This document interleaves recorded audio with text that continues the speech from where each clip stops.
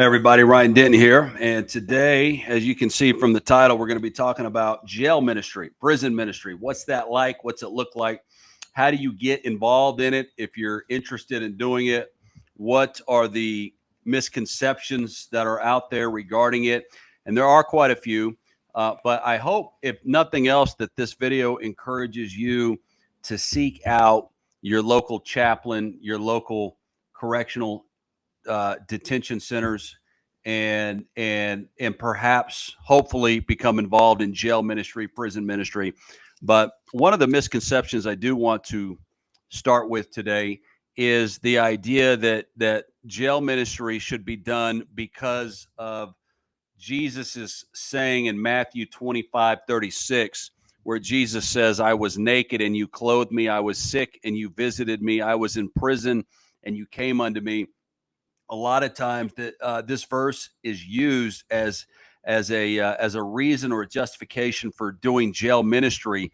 And while, as you will find out soon, while I certainly believe that jail ministry should be done, this specific verse is talking about Christians who, in the days of Christ, followers of Christ, would be locked up. They would be put in jail, and if you visited that person, you were exposing yourself to be a Christian. And the reason you would visit people in those days was because if you wanted to eat when you were incarcerated or in jail, then you would have to have people bring you food. They'd actually bring you food. And so that's why you would visit people who were in jail. So because they're Christians, because they're in jail, you would visit them, you would bring things to them, you would take care of them, and of course comfort them, I'm sure, as far as spiritually and even emotionally speaking, that kind of thing. So you would do those things, but in doing so, you would expose yourself as a Christian.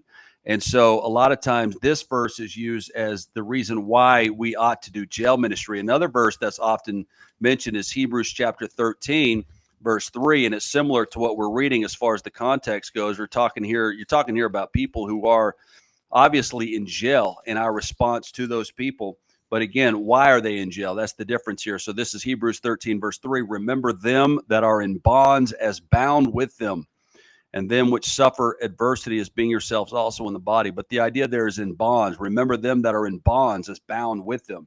But again, the context there are Christians. So you wouldn't necessarily use this as the reason why you do jail ministry. The reason why jail ministry should be done is because there are human beings who are locked away in jail, and the way the system is set up, you have access to them.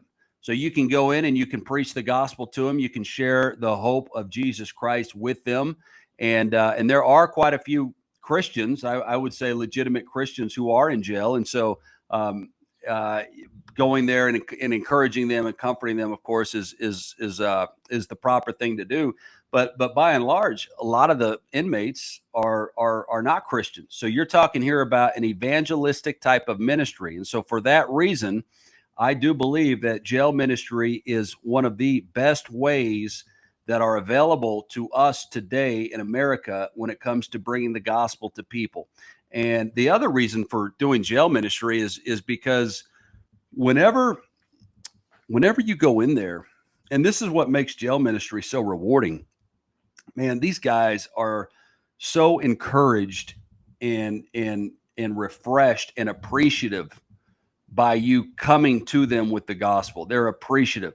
And I would argue much more so in my experience than you get like on a typical Sunday morning in among the church crowd, which of course that's an important, legitimate ministry setting as well. But I mean, after you go into a jail context and you preach the gospel there, and they're usually respectful, they're appreciative, they're going to come up and shake your hand afterwards, they're going to thank you for being there.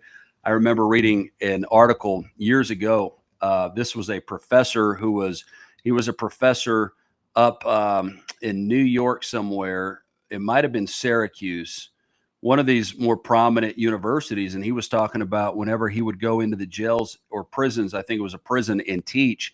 He was pointing out that the inmates were so much more appreciative and respectful to him than the students that he was teaching at Syracuse. And the same is true when you go in and do jail ministry. And so that can be a common misconception, as far as how people are going to treat you when you go in there and you bring the gospel, or you open the word of God. And well, what's the reception like? The reception is overwhelmingly positive. I mean, it's not even close. I've been doing jail ministry for about 12 years.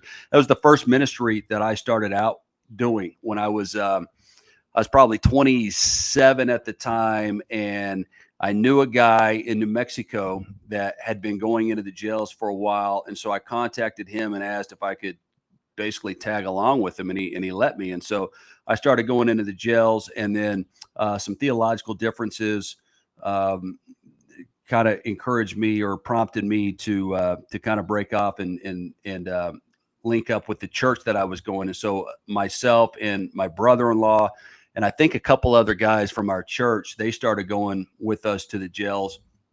And it was such an encouraging experience, a great time. It was a great way to begin learning how to minister. And so it's a great opportunity for guys that are just starting out in ministry or looking for places to preach, or if you're a layman, even then, it's a great opportunity with your church's blessing to go in there, open the Word of God, present the scriptures to the inmates. But I've certainly enjoyed it, and so from there, I continued doing it, and really throughout New Mexico. So I've been into the jail in Clovis, and then when I was pastoring on the Navajo reservation, when we first moved out there, in God's providence, I happened to be, the location where we were at happened to be 30 minutes away from what is considered to be something like the prison capital of America, the jail and prison capital of America, because in this little town called Grants, New Mexico, there's something like 3 prisons in a county jail in Grants. And so I had access to all of them. And then I also had access to the west in the city of Gallup. I got into that jail. And so when I was pastoring, I mean, 5 days a week, literally 5 days a week, I was at one of the jails or prisons in the area. And I loved it. In fact, in one of them, I was considered like the de facto chaplain, because they didn't have a chaplain, but they also didn't have enough staff to escort me down to the pods. And so what they did is, the warden there, he met with me and he said, "Hey, I would love to get you in here, but the problem is we can't escort you. We don't have enough manpower to escort you. And so what you'll have to do is go through the training that we put our officers through." And he said, you have to do all of the training minus the mace. So you don't have to get maced. And he said, unless you want to. And he said, well, I would recommend you getting maced. And I guess they make all the officers get maced. And he says, I'd recommend you doing that just so you can get a feel for it and kind of see what that's like in case you're ever in that situation. You don't have to, but you do have to go through all of the training. And it was like a 40-hour training thing. It was like a whole week from, I think it was something like 9 to 5. It was just training all week long. And we were doing drills on mats and, all kinds of videos throughout the week. You're sitting in and you're listening to training videos and everything going on inside and what happens inside jails and stuff. And so I did not do the mace. I want to say I'm certainly wiser than taking mace to the face if I don't have to. I'm not going to do that, of course. And so, but what they would do is they basically gave me a walkie-talkie. I could show up anytime I wanted to, and when I showed up, they gave me a walkie-talkie, and I could go throughout that jail, and I had access to any pod in there at any time, and I could stay as long as I wanted to. And so that was a sweet setup. And so I did that for about 2 years. I was doing that on a regular daily basis. And then when we moved to El Paso, I got into the Las Cruces jail because Las Cruces was 30 minutes from El Paso. But then when COVID hit in 2020, at that point, everything shut down, of course, and especially the jails, especially the prison population. So it was not until earlier this year that I got back into the jail. And so now on a weekly basis, myself and 2 other guys, we're going into Lubbock, the county jail in Lubbock, County Detention Center here. And we're going in once a week. And it's been great. It's one of those ministries that it's very rewarding. As I mentioned, it's very rewarding, but But there are misconceptions. Let me address two of these misconceptions right here, and then we'll talk about the nuts and bolts as far as how to get into jail ministry, that kind of thing. But two of the misconceptions are, number one, it's presented as hostile or dangerous sometimes, and especially as you're going through the training, man, they'll really try to hype up the danger and the hostility, and especially the con games that the inmates will play and will try to use on you. And I'm sure there's an element to that, which is true, obviously, but I have not encountered very much of that. And the people that I know and talk to, they usually don't encounter a lot of that. It's different for us who are ministers or ministering to the inmates. It's I think it's a little differently. It's different as far as how the inmates view us and see us, and I say that in a positive way.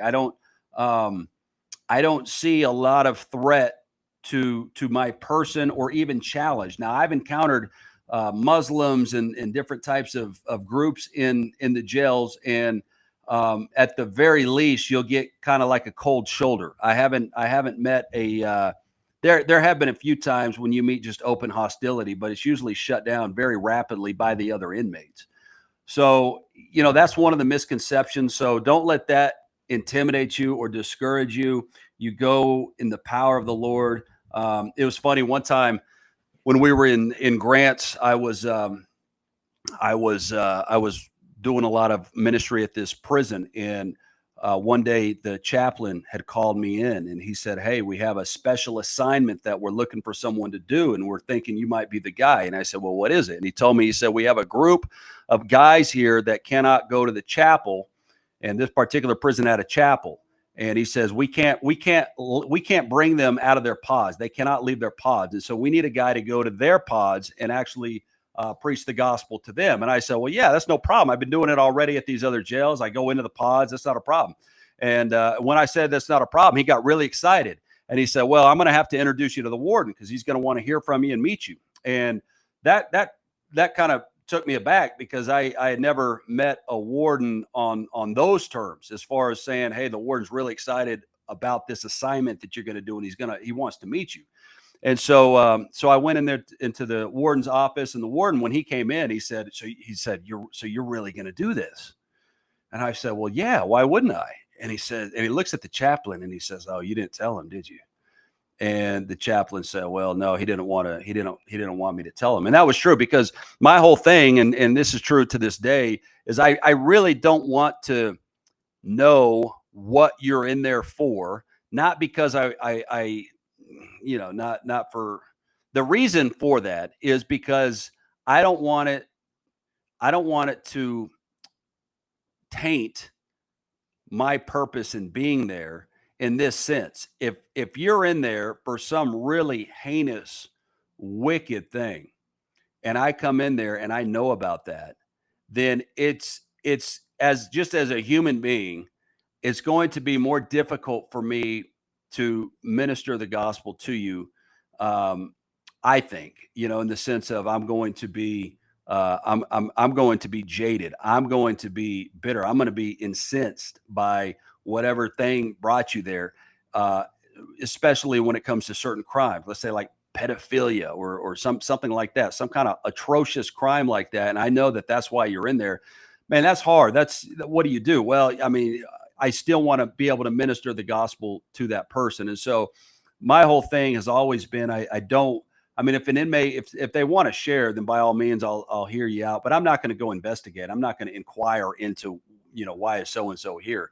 And so when he told me that they had this group that they needed someone to minister the gospel to, and the chaplain was trying to tell me what they were in there for, I didn't want to hear it. So I said, "No, don't worry about it, man. I'm just because at the end of the day, for me as a minister, my duty is to bring the gospel, is to preach the gospel, to proclaim the gospel." And so yeah, it helps as far as application goes to know kind of what you're in there for at times. But in a lot of circumstances like this, I knew, what is probably, if these guys can't even leave the pod that they're in, it's probably not a pretty situation. And so I'd rather just not deal with it as far as the specifics of why they're there. Well, the warden, he says, no, we have to tell you for our own liability, because if something happens, we can't have people saying, well, this guy went in there and he didn't know what he was getting into. So we have to tell you who these guys are and what they have done. And so he mentioned the name of some gang, some prison gang, and I had never heard of them. And I said, oh, okay. And that was that. Well, afterwards, before I left, they insisted that I go and I meet the guys that I'll be preaching to and ministering to before I leave. And I said, sure, of course. And so before we start going down there, they radio it in that Chaplain and Ryan, they're going to go down to this pod, and so before we could go anywhere, we were escorted by two correction officers, which was rare. Usually it's just me and Chaplain, and the chaplain and I are just walking around, and we go into a place where he leads me down to the chapel, and that's it. So the fact that we had two correction officers that were required to escort us down there, that was unusual. And then when we entered into the pod, the place where they were in, the first thing you notice when you walk in is there's a sanctuary looking thing. It's like a small courtyard type of thing. And above in the courtyard was a guy in a little window holding a rifle up there. And so that was new. Obviously, not every pod is going to have that. And so going in, I thought, well, this is certainly unusual. And then we went in, and it was a small pod. There were about 8 guys in there. I met probably 5 of them, all the ones that were interested. I met them. I shook their hands, and that was that. They looked like ordinary inmate guys, just human beings. And so we left. And so the next day, I'm back where I was pastoring in this little reservation town, and I'm at the convenience store, and I see the Albuquerque paper, and on the front page of the paper are a lot of the guys that I had just met. And it was their pictures. And so at this point, I'm like, man, this is really interesting. And so I succumbed to the curiosity. I bought the paper. I went home. I started reading the paper. I started reading up on these guys, and sure enough, these were a pretty notorious prison gang in New Mexico, and these were some pretty bad dudes. And so it was bad in the sense of they could call hits on people, and they were doing so within the prison. And so they were really, it sounded like running the crime scene in New Mexico from within this prison. And I was, that is probably and I say this without any feigning whatsoever, that might have been one of the few times, if not the only time, I actually felt intimidated about a ministry circumstance, where I went in thinking, oh, okay, these are some legitimately tough guys here. And I went in knowing that and thinking that. And so what drove me, though, was the fact that, you know what, God is with me. I know he's with me. And here we are with the gospel. As I go in there, I preach the gospel to them. There's about 5 of them at the table. I preach the gospel. I lay it all out. God's that he's creator, that he's sovereign, that he's made us, that he is the ruler of all things, that he's called us to be holy as he is holy. But man we're sinners, we're sinful, we're depraved, and we're fallen human beings because we come from Adam. And I'm going through the whole thing, the great dilemma, that we're in, that God is just, and yet we've sinned against God, and then the resolution, the remedy that's in Christ. So I'm going through all of this, talking about the call to believe this, to believe the message.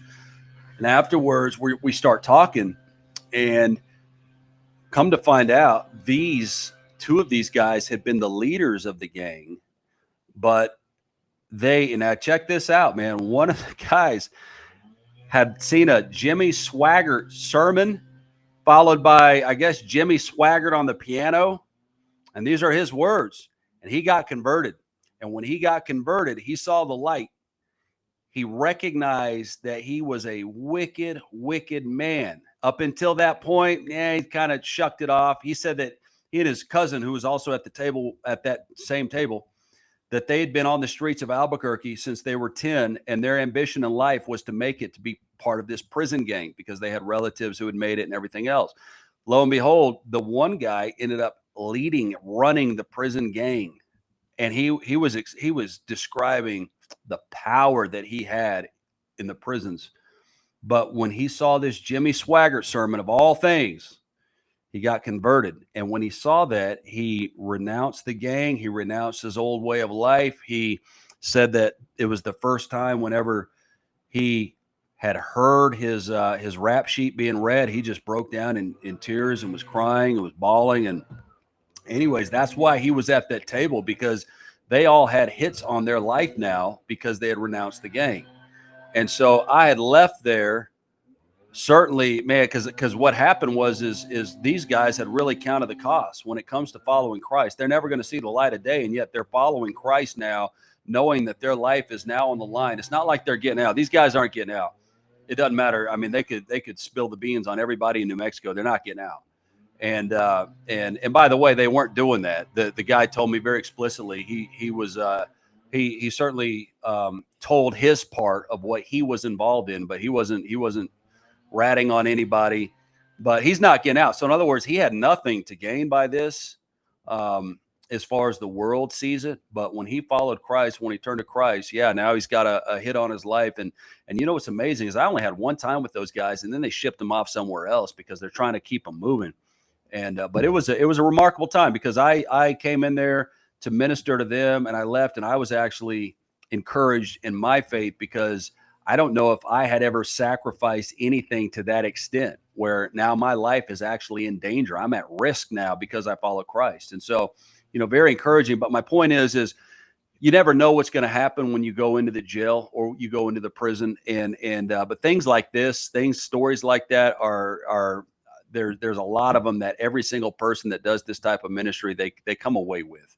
And so be encouraged by that. But so it's, yeah, I mean, I know the perception of it is that it's a hostile and dangerous place. And in some ways, of course, it doesn't mean you have to act like an idiot. Of course, you want to be mindful and watchful of your surroundings. I've even heard somebody, I can't remember who it was, but they were saying, even when you pray, don't pray with your eyes closed. Don't close your eyes and bow your head and that kind of thing. So there's obviously some vigilance that you have to be using when you're in there. But here's the other thing. It's not glamorous. I mean, jail ministry is not glamorous. That's true of any ministry. That's true of street preaching. That's true of jail ministry. That's true of pastoring. It's not glamorous. Sometimes we have these romantic views in our minds that you go in there and it's just, it looks like this, when in reality, most of it's very tedious. Most of it's difficult. Most of it's laborious. Sometimes it is unappreciated. So it's certainly not glamorous, and you are exposed. I'll tell you this, man, you're exposed to a lot of just some of the evils of the world, and you are exposed to that when you go into a jail. There have been many a times when I've come out of a jail or a prison ministry situation, and I feel like I just need to take a shower spiritually. I just need a shower off. That's how you feel. And that's just the reality of it. So it's not glamorous. It's not easy, but it's certainly rewarding. And I would certainly encourage you to do so with your church's blessing. And which leads us to the next part that I want to talk about. How do you even get involved in this? How do you start? Well, the first thing you do is recognize there's a difference between prisons and jails. Usually both of them, especially if you're in a bigger area, they're going to have chaplains. So the first thing you do is you contact a chaplain. You contact either the prison chaplain or the detention center chaplain. That's the first step. And if not, they'll still have somebody who oversees that thing. So you call down there. Sometimes it's hard to get a hold of those guys. You have to be persistent, but stay on them. Call down there. Let them know you're interested in coming in and doing a Bible study or whatnot. And then the next part is in every jail is different. Like I said, I've been into, probably 10 or 11 institutions, and they're all different. I mean, night and day different. So some of them, there's a very serious protocol in lead up before you're even given a badge or before you're allowed in. And sometimes it's just a matter of filling out a background check and then boom, you're good to go. And so it kind of depends, but that's the first thing you do. You contact them, you contact your local chaplain. You let them know you're interested. And then once you go through all of the protocol, sometimes usually it includes some kind of paperwork. And then there's a component where you actually have to do some training. Usually it's like half a Saturday or something. Sometimes a couple hours on a Saturday. Like I said, sometimes, rarely, there's no training at all. But that's rare. Okay, so you're usually going to have to do some training, but that's how you start. And then once you're in, then it's a matter of getting on the rotation, getting on a list, and you're probably going in there once a week, which is that's what's recommended, because you want to be consistent at that point, just like any other ministry. Consistency is important. So you want to go in there, you want to be consistent about it. But then once you're in, that's when it depends as far as the message, as far as what you're doing. It can either be in a group setting or it can be like in a one-on-one or small group setting. And that's just going to depend on the situation, the jail, the prison, what that looks like. So I can't really, as far as advice on that goes, that's where it's going to look more like at that point, either a service, a full-blown service where you're preaching, you're bringing some music in there, you're leading music. So that's where, that's why I was saying you want your church's backing on this. You don't want to just go in there rogue, because your church will be able to assist you and equip you and hold you accountable, and then encourage you as well and pray for you. So you want their blessing, but then it could just be a matter of a few guys. Last night we were in there, and it was me and another guy, and we had 4 guys in there. And so a lot of it was I was teaching through Luke chapter 14, verse 26. But then a lot of it, because it was a smaller group, it was pretty conversational as far as the interaction goes. So it was interactive. It was an interactive in the sense of, asking questions, kind of, and when it's a smaller group, but that's how you get into it. That's how you start. And then once you're in, be consistent, show up, do what you got to do as far as making sure you're there. But that's how that works. So don't make it where it's just like a one-time thing and then that's it. So you want to be able to build a rapport. And then here's what's cool about jails. I'll give you the pros and cons of each as far as jails and prisons. The pro of a detention center, what's cool about that is a lot of times these guys are getting out shortly. And so we've had guys visit our church after they get out. But a lot of times that does mean some serious discipleship and a lot of follow-up and that kind of thing. And so that's the beauty of the jail. The downside of the jail is that usually when it comes to the chaplaincy program, it's not as put together as, let's say, a prison is. And so it's kind of it's a little more underdeveloped. It's a little more disorganized. Of course, that could be a good thing. Depends on the access that you have, because that could be more access and more flexibility. But that's the good thing about prisons is that usually they'll have a chapel. Usually you could probably get some services in where you're leading services. The con, though, is that a lot of people, and this is true for jails as well, there's a lot of people doing it. There's a lot of bad theology going in there. But that's why I'm doing this video. I'm doing the video because the more solid theology we can get when it comes to jail ministry, the better.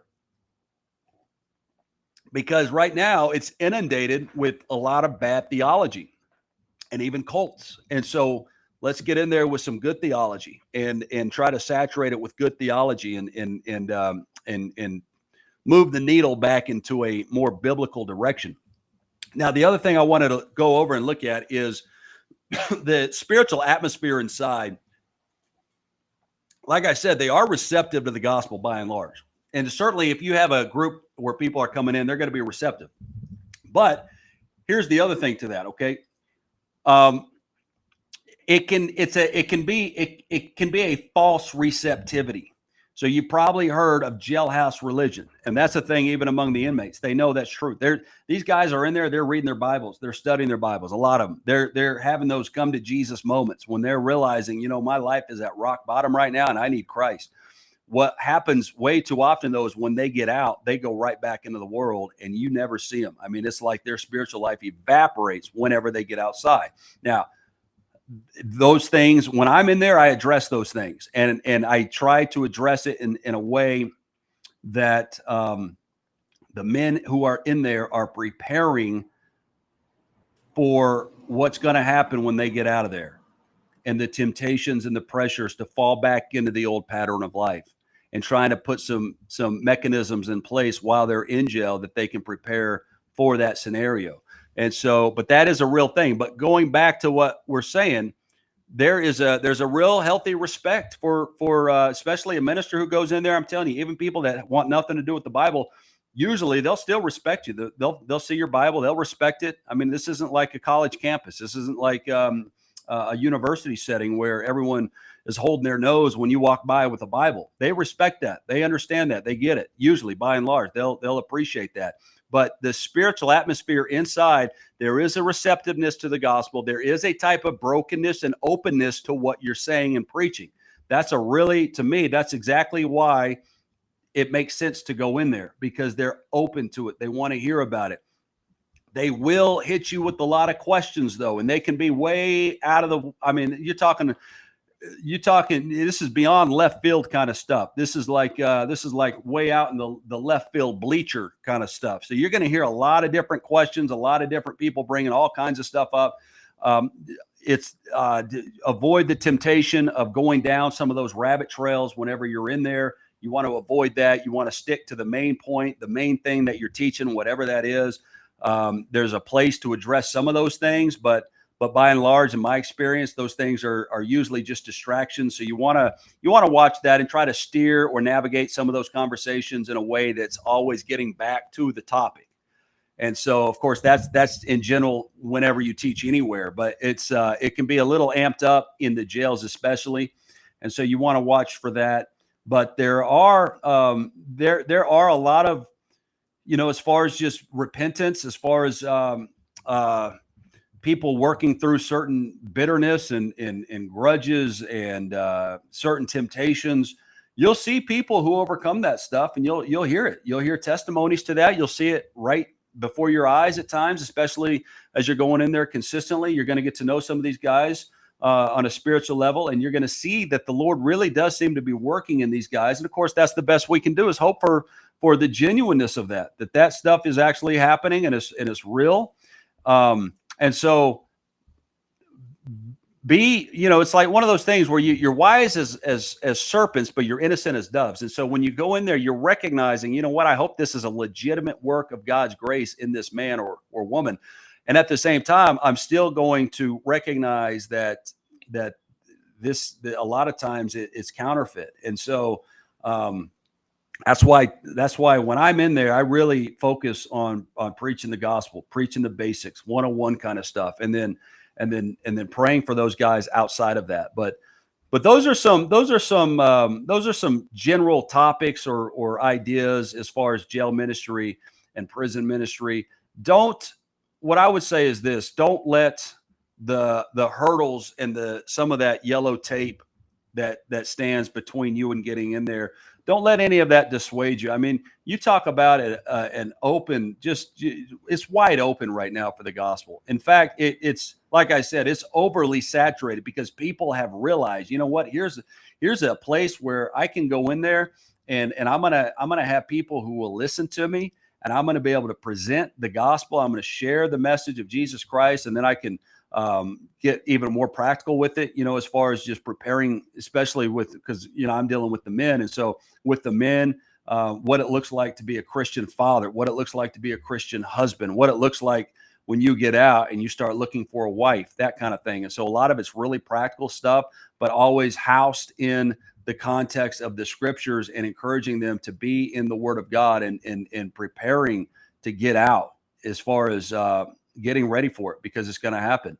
But don't be discouraged by some of the yellow tape, because it can be discouraging, because it's like, oh man, I got to fill out this thing. I got to get it notarized. I got to wait for them to get back to me. And then I got to go to this class. And then once the class is there, I got to set up a time. And then once you're in, a lot of times, you go in some nights and it's like, what, they have pill call or they have this going on. And so you're in there and you're just waiting around for 30 minutes, sometimes an hour before you can even see anybody. Sometimes you're waiting around, and then, if there's something going on, somebody trying to escape or something, well, they'll turn everybody out. And so you don't get to see anybody.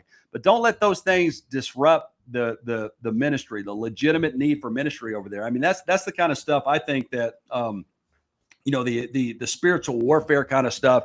You have Satan coming in there and trying to discourage and deaden and divide, and don't let that happen, because that's easy to do. That's easy to get discouraged by. But overall, listen, it's one of the best ministries I've ever been a part of.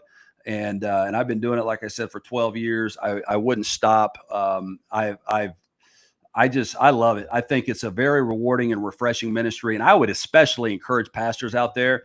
That is such a great fishing hole. If you don't have any fishing hole, that means just a place outside of the church setting where you're consistently bringing the gospel and intentionally talking about Christ. I would really highly recommend looking into this one, because it's teed up for you, man. It's right there. It's in your backyard. You go, you preach Christ to them, and then in doing so, your own soul and your own spirit, it's going to be revolutionary for you. You're going to be rejuvenated. You're gonna have a new pep in your step. And so look into that. Look into that. Again, call up your chaplain, call up your local jail or prison, and see how that works for you. And then at the end of the day, though, here's the other thing: there is hope. I mean, isn't that the reason we go in there? Because the gospel is the power of God unto salvation. Faith comes by hearing, hearing by the word of Christ. We've heard of legitimate people being converted, people legitimately being saved in prison, and there's so much stuff. Ligonier Ministries actually has a lot of good resources out there. If you're looking for places like where do I start as far as resources go, look at Ligonier Ministries. They have a whole thing devoted to jail ministry. I tried to get on the list. There was some hurdles and stuff that I wasn't. It just didn't work out. The other place is Chapel Library down in Florida. They actually have is it a seminary? It's something like that. It's a free seminary type of thing where they will get the inmates material that they study, that they complete, they send back, and then they're graded on it, and then Chapel Library sends another thing out to them. So that's a really good just place to start as far as resources go. I haven't used that one either, but I know that's out there, and I've heard good things about that. Usually, what I do is I just go through some study. If you're, whether it's the Gospel of John, Gospel of Mark, something really basic on the fundamentals of the faith, that kind of thing. That's usually how I do it. And then once you're in there, you'll be able to apply it as far as their specific situations. But there's a lot of resources out there. So let's get the word of God into the jails and prisons, and don't be discouraged by any red tape, yellow tape. I guess it's yellow tape. And if you're a minister out there or a budding minister, please, I mean, that's what I would recommend, especially get in there, preach the gospel to them. And anyways, hope you've enjoyed, and we'll continue putting out some of these videos, some of these more practical videos on some of these ministries. So God bless. Take care.